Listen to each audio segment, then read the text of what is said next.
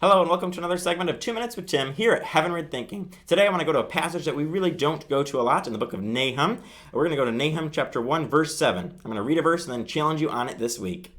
The Lord is good, a refuge in times of trouble. He cares for those who trust in him.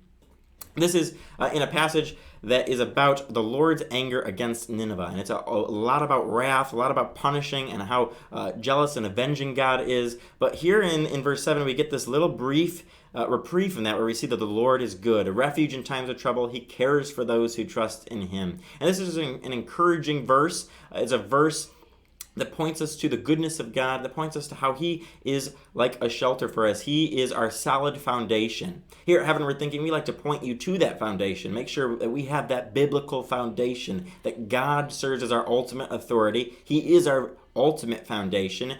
God and his word serve as our authority of life, and that is our refuge. When we are tossed about by trials, when we're persecuted, when we're suffering in life, we need to look to God. He is good. His plan for us is good. He is a refuge for us in times of trouble. We need to go to God when we have problems. When we have problems, we often go to other people, or we just keep it into ourselves, and we reflect on things ourselves. But instead, we should go to the Lord. He is our safe place. He is our God, and he is our refuge in times of trouble. And he cares. The last part of the verse is really important. He cares for those who trust in him. So my question for you this week is, are you trusting in God? Are you going to him first when you have trouble? Or are you going somewhere else? Because God should be where we go first when we have trouble. And we need to make sure that we trust in him. As the verse points out, that is so important, that we are trusting in God and that we are seeking him, that we are pursuing him. And then he is going to take care of us in life. He will get us through the storms. It won't be easy. He doesn't promise it's going to be easy or painless, but he promises to